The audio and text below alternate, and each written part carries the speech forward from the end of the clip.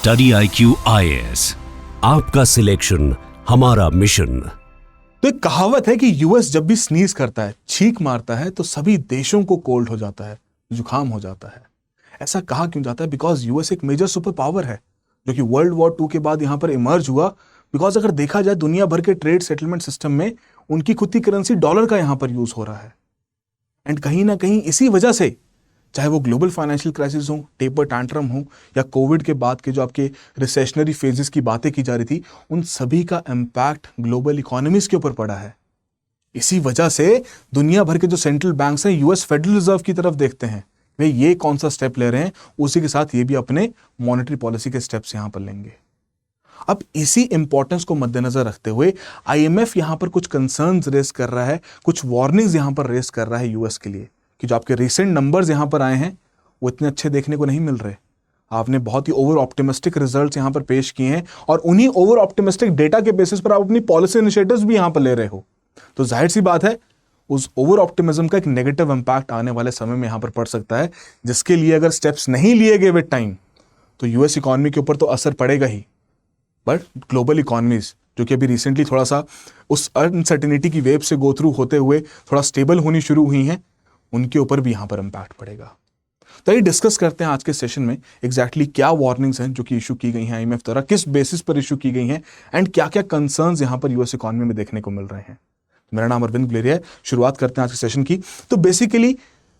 Trump भाई साहब द्वारा in the name of national emergency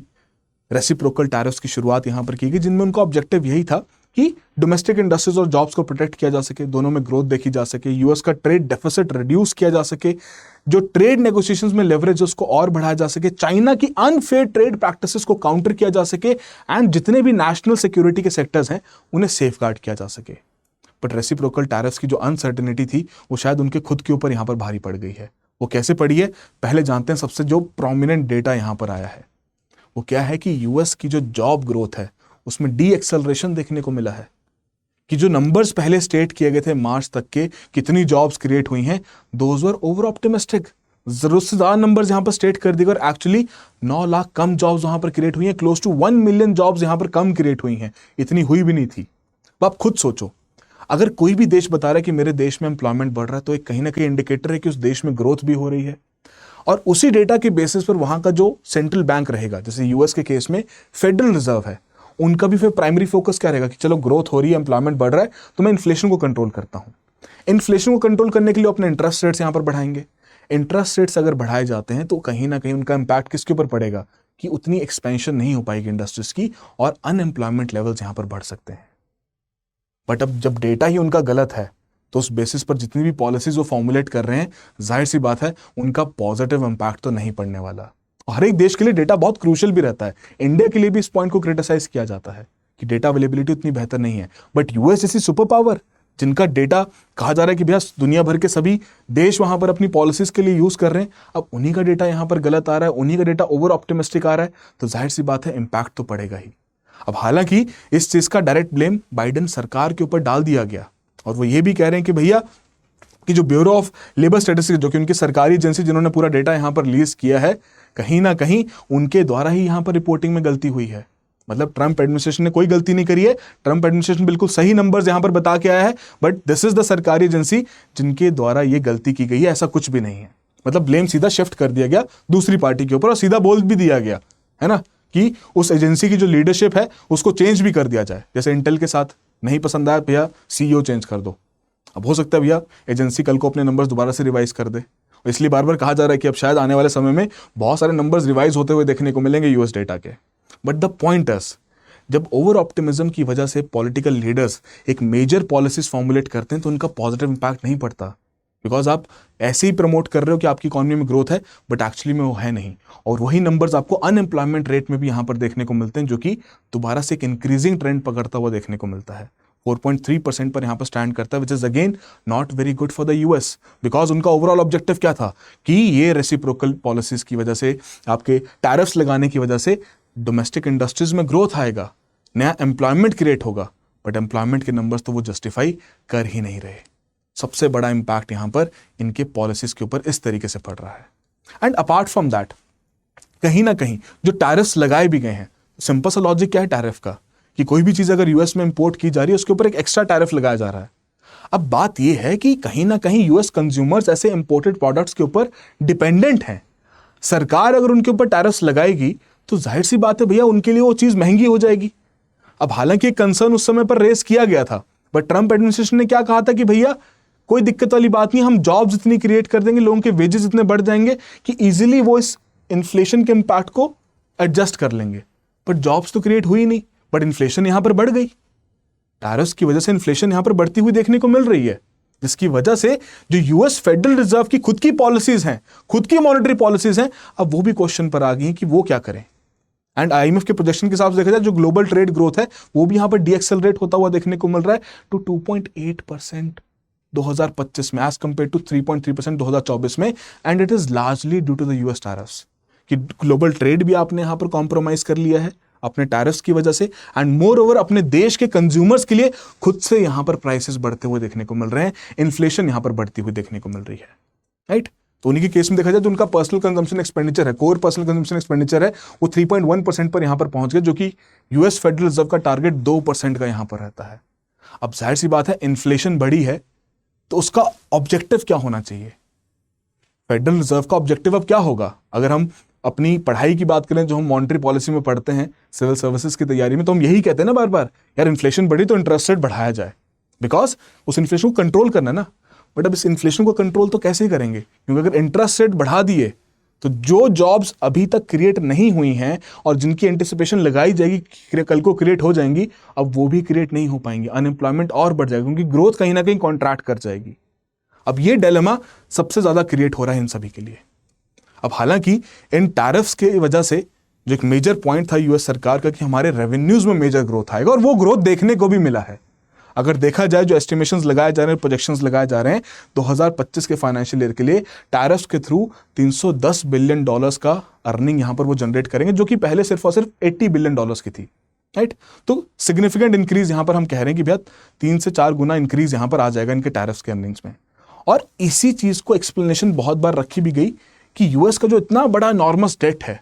उसको कंट्रोल करने के लिए भी ये टैरिफ के थ्रू जो अर्निंग्स जनरेट की जाएंगी वो बहुत इंपॉर्टेंट रोल प्ले करेगा। बट द पॉइंट इज कि यूएस के अगर रेवेन्यूज देखे जाएं, यूएस सरकार के अगर रेवेन्यूज देखे जाएं, तो टैरिफ रेवेन्यू तो एक बहुत ही छोटा सा फ्रैक्शन है, बहुत लिमिटेड सा फ्रैक्शन है। एंड जो डेट के लेवल्स हैं वो तो क्लोज टू $37 ट्रिलियन यहां पर पहुंच चुके हैं। हालांकि हर एक रेवेन्यू यहां पर सरकार को हेल्प करेगा, बट $37 ट्रिलियन के डेट को हैंडल करने के लिए क्या आपका $310 बिलियन का रेवेन्यू क्या बहुत सिग्निफिकेंट इंपैक्ट क्रिएट करेगा? जी नहीं, बहुत लिमिटेड डेंट यहां पर क्रिएट करेगा, ये तो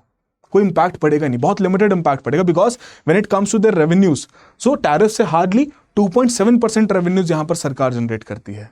it is due to the individual taxes and corporate taxes, जो कि उनके द्वारा पैसा यहां पर जनरेट किया जाता है। तो अगेन गवर्नमेंट की रेवेन्यू सोर्सिंग में इंक्रीज तो आया, बट वो इंक्रीज इतना भी नहीं है कि वो अपने खुद के खर्चे यहां पर पूरे कर सके और अपने डेट को यहां पर कंट्रोल कर सकें। Apart from that federal reserve, अब वही वाली बात है, एंटिसिपेशन यही था कि सिंस इंटरेस्ट रेट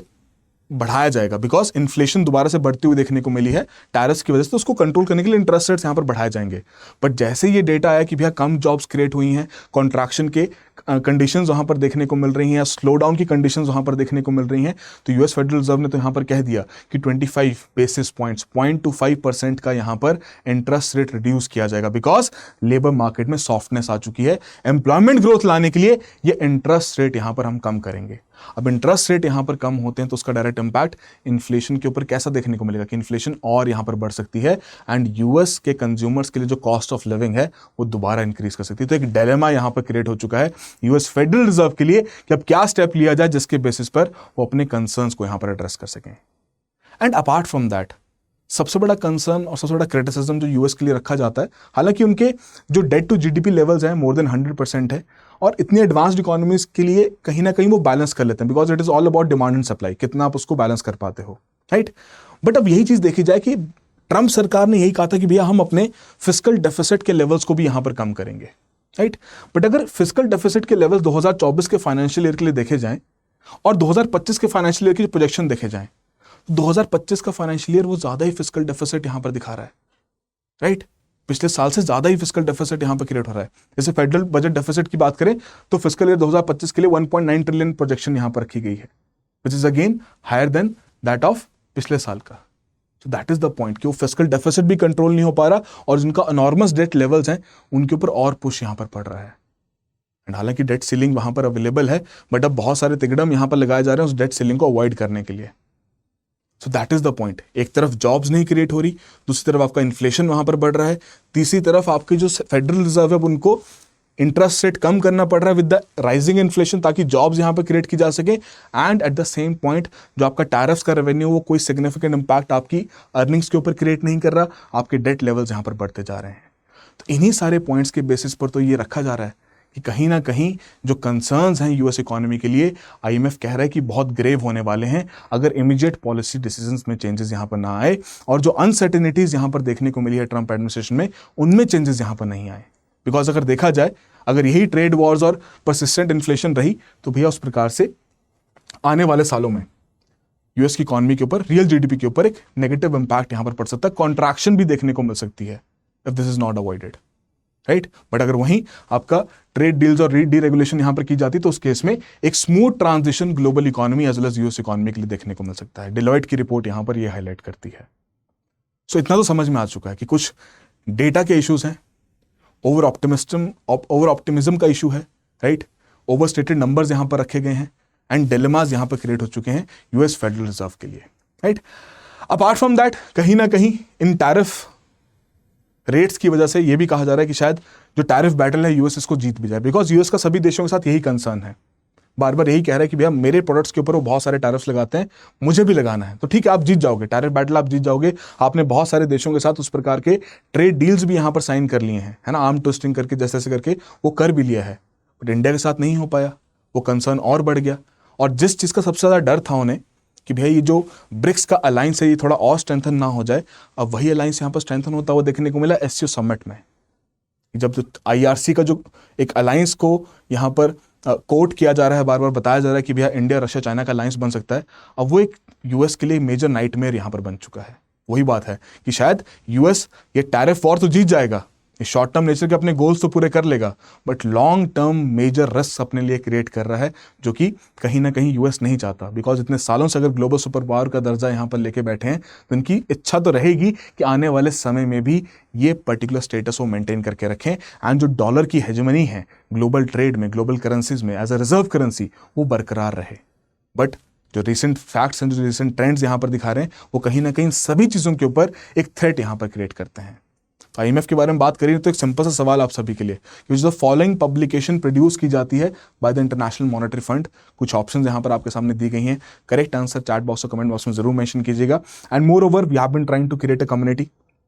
जहां पर इकोनॉमी सब्जेक्ट जो कि बहुत सारे लोगों को एस्पिरेंट्स को टेक्निकल लगता है, डिफिकल्ट लगता है, उसको और बेहतर करने के लिए, ईजी करने के लिए हमने एक कम्युनिटी यहाँ पर बिल्ड कर रहे हैं। आप डेफिनेटली इसे ज्वाइन कर सकते हैं। And even if you want to have a word with me, if you want to have a conversation with me, this is my contact number, आप मुझे डायरेक्टली भी अप्रोच कर सकते हैं, व्हाट्सएप कर सकते हैं, I will be more than happy to assist you. And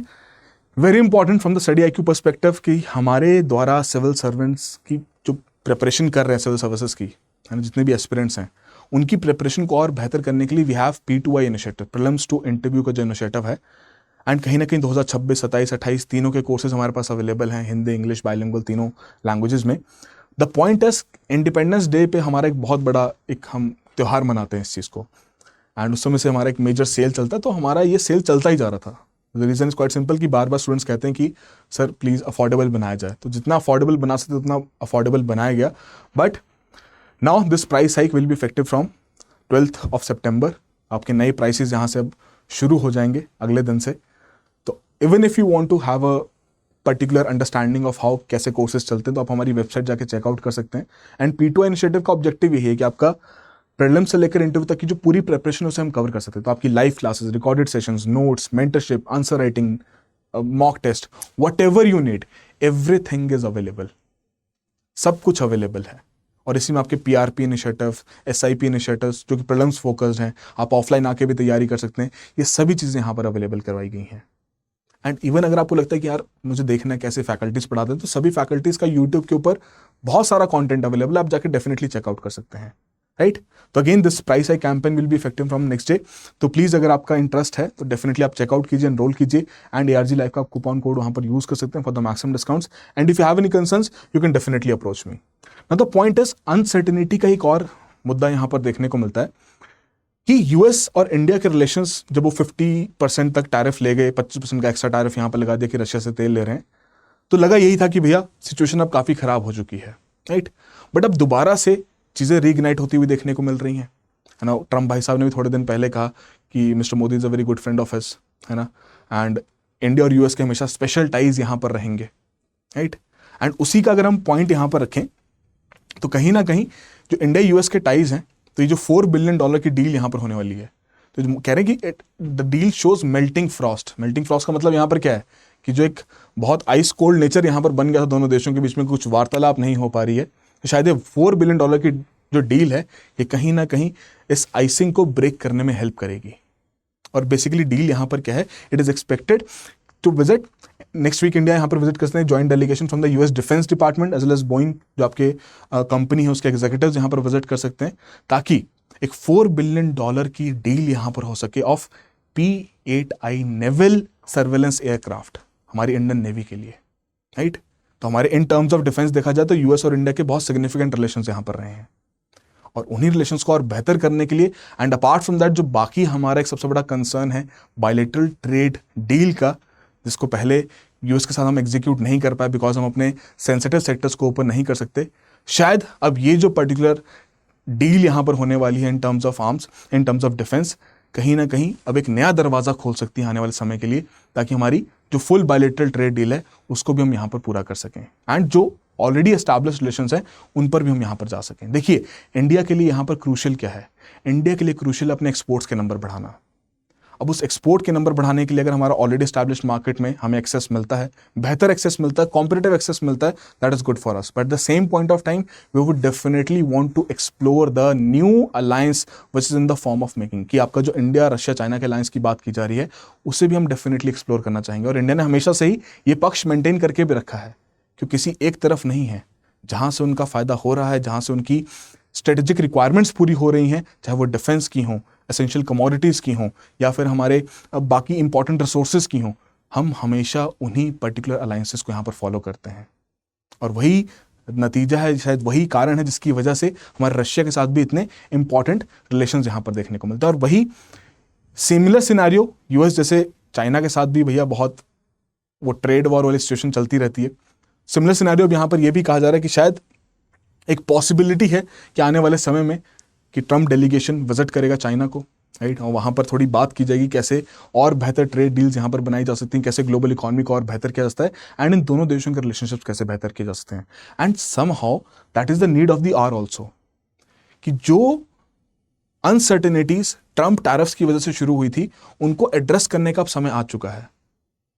क्योंकि अगर उनका इंपैक्ट नहीं पड़ रहा है, यूएस की इकोनॉमी के ऊपर एक नेगेटिव इंपैक्ट पड़ता हुआ देखने को मिल रहा है in terms of inflation, in terms of rising unemployment, in terms of even rising deficits, तो कहीं ना कहीं it is important to understand US के लिए कि दोबारा से रिविजिट किया जाए उन पॉलिसीज को, और जिन जिन देशों के साथ थोड़ी नाराजगी उन्होंने वहां पर जताई है उनको थोड़ा और बेहतर किया जाए, ग्लोबल इकोनॉमी को फोकस में रखते हुए इन पर्टिकुलर रिलेशनशिप्स को एस्टैब्लिश किया जा सके। But in the longer run definitely US के लिए मॉनेटरी पॉलिसी बहुत क्रूशियल रहेगी। यूएस फेडरल रिजर्व कैसे इस डिलेमा को काउंटर करता है कि एक तरफ इन्फ्लेशन बढ़ रही है और दूसरी तरफ अनएम्प्लॉयमेंट बढ़ता हुआ देखने को मिल रहा है, और ऐसा ही सिचुएशन किस में रहता है,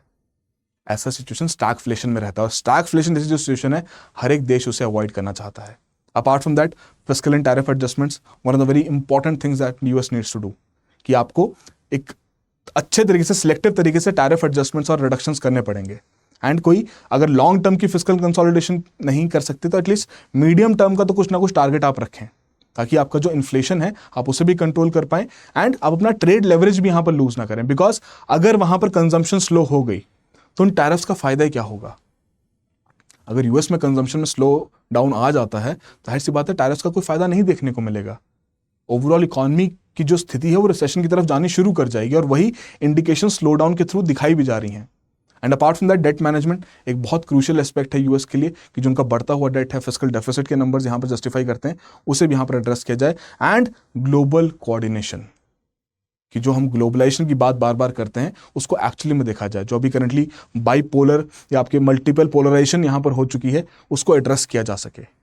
एंड द लॉन्गर रन एक कॉमन कम्युनिटी के हिसाब से, ग्लोबल कम्युनिटी के हिसाब से दोबारा से जैसे इकोनॉमिक डिप्लोमेटिक रिलेशन स्टैब्लिश किए जाएं। एंड मोर ओवर जितने भी जियोपॉलिटिकल टेंशंस और कॉन्फ्लिक्ट चल रहे हैं उनको भी यहाँ पर रिजॉल्व किया जा सके। तभी जाके इस करंट सिनारियो में जहाँ पर एआई की ग्रोथ देखने को मिल रही है, ऑलरेडी जॉब्स रिप्लेस होती हुई देखने को मिल रही है विद एडवांस टेक्नोलॉजी, लोगों को कुछ ना कुछ तो कुशन मिले और तभी जाके शायद देश, दुनिया, ये सभी लोग यहाँ पर प्रॉस्पर भी कर पाएंगे। तो आई होप आप सभी के लिए कुछ ना कुछ वैल्यूएशन कंटेंट यहाँ पर जरूर हुआ हो। So that will be all the very best. Have a good preparation. Study IQ IAS, आपका सिलेक्शन हमारा मिशन।